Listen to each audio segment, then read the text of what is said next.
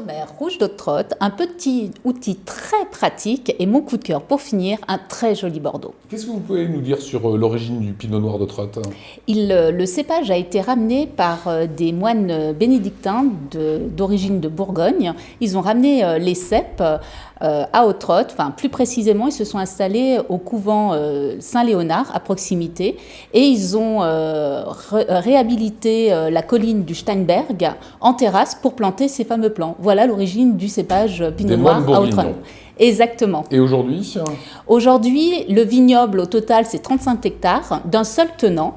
Ça, c'est à préciser, et d'un seul cépage, le Pinot Noir. D'accord. Donc ça, c'est une vraie particularité.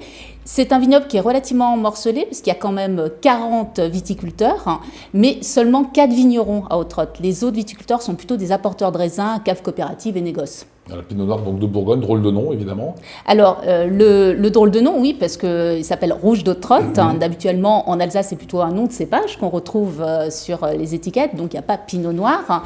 En fait, c'est depuis des siècles, on a toujours parlé du vin rouge d'eau de Trotte, et du coup, c'est devenu rouge d'eau de Trotte.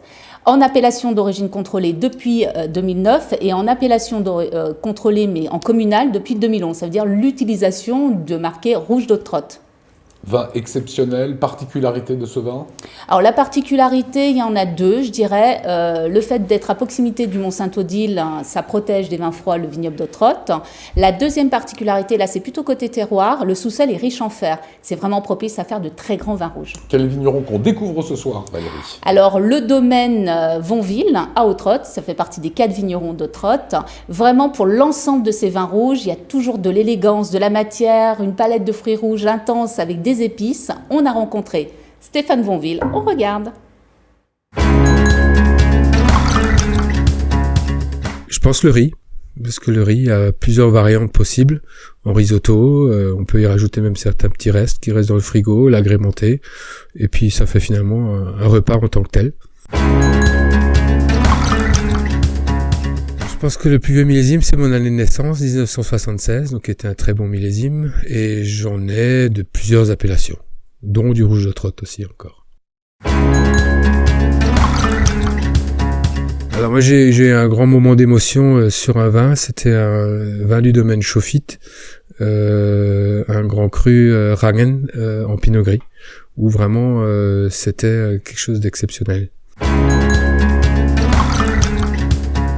Je dirais les fruits noirs, vraiment, parce que c'est des fruits qui sortent bien quand les vins sont jeunes. La mûre, par exemple, un peu le cassis, on est un peu sur ce registre-là. Et voilà, une très belle maison. Il y a toujours l'objet de la semaine. Aujourd'hui, c'est quoi cet objet, Valérie ? Eh ben, je vais vous le faire découvrir. C'est un petit objet vraiment très bizarre, on peut le dire. Vous avez une idée de quoi il peut s'agir ? Pas du tout. Enfin, on a tellement blagué dessus hors antenne que je n'ose plus rien dire maintenant. Alors, je vais essayer de vous guider dans la recherche. Ah oui, après, je ne sais pas si je suis... Ah bah oui, allez-y. Je pense que ça va nous permettre de récupérer des bouchons. Exactement, fabuleux. Bravo. Et oui, qu'est-ce qu'il y a de plus embêtant quand on ouvre une bouteille de vin, que le bouchon en entier passe dans la bouteille ? Ouais. Et en fait, c'est tout simple. On introduit ce petit objet dans le goulot de la bouteille. Il va chercher le petit bouchon. Alors, évidemment, ce qu'on ne voit pas à l'écran, c'est l'accroche, ouais. C'est l'accroche. Ouais. Donc, effectivement, il y a des petites griffes. Donc, le but... Alors, et ça marche. Ça marche, je l'ai testé. D'accord. Pour être sûr, je l'ai testé. Alors, effectivement, ça accroche le bouchon. Il faut bien le mettre à la verticale. Il faut un petit peu de force pour extraire le bouchon, parce qu'effectivement, il y a l'épaisseur, même si c'est relativement fin, de la pince. Mais ça fonctionne.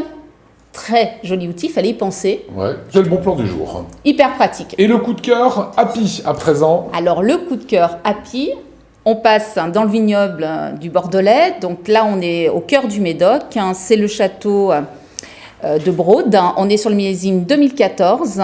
C'est un assemblage de 2 cépages, le 75% de Cabernet Sauvignon, 25% de Merlot. C'est un vin qui est élaboré et vinifié par le château Montgravet en Margaux.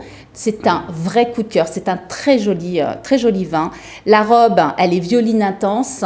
Vous avez une palette, un nez qui va s'ouvrir sur les iris, les pivoines, les fruits rouges, la réglisse et l'anis. En bouche, la matière, elle est dense, elle confère de la rondeur, de la complexité.